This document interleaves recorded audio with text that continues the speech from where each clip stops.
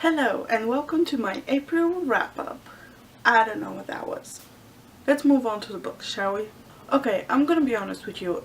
April was not the best reading month, but it was alright, I guess.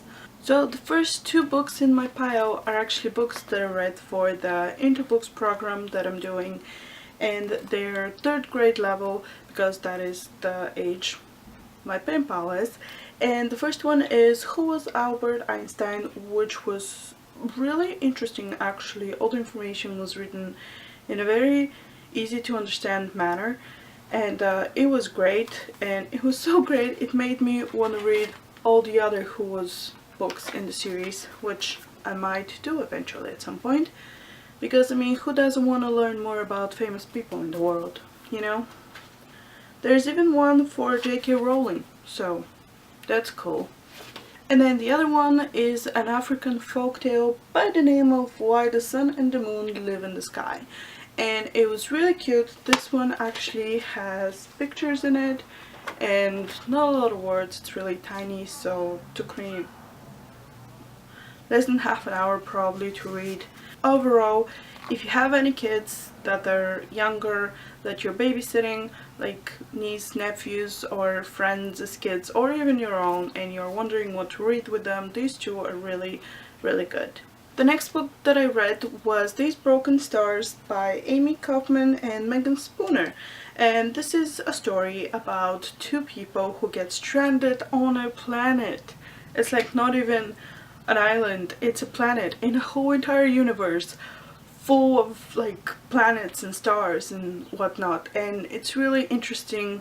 Like the characters' development throughout the story is really fascinating, and their interaction with each other, and it's basically their survival on this planet and like trying to find their way to be rescued, and it is told through both of their perspectives, so I really like that because that's why we get more of the story. I always feel that when there's multiple point of views you just get more of the story, because I mean there's nothing wrong with single point of views. I love those books too. It's just with them you only see the world through one set of eyes, and there's always more to the story.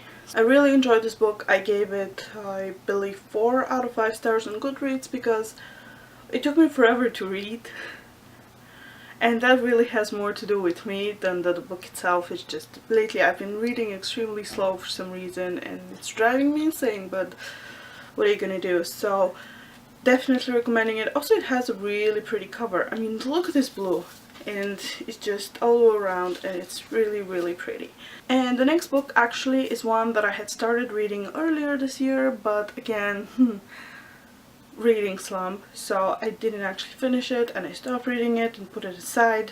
And then Dewey's 24-hour readathon happened, and for the first time ever I decided to participate, and that was really fun.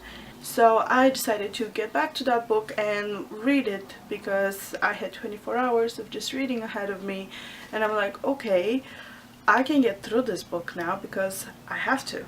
So that book is Rebel Spring by Morgan Rhodes, which is the second book in the Fallen Kingdom series. And again, it's not the book's fault that I was reading slow, it's just me. It's a really interesting story. It's about 3 kingdoms that are in war with each other, and there's 4 key characters who are vital to the unfolding of this war and the whole world and everything that's happening. And again, it is told through multiple point of views, not just the 4 characters but also other characters, which is really cool because this way we get to see from the eyes of like side characters, which is really awesome. And I won't tell you much about it because it's the second book in the series and I don't want to spoil it, but I can tell you one thing that I really, really enjoy in this series, and that is you never know which couple to root for, because everyone's like falling for the wrong person and pining after the wrong person, or not even like falling for the person you'd expect them to fall for, and it's like all over the place. It's literally like Midsummer's Night Dream in there. It's like all over the place.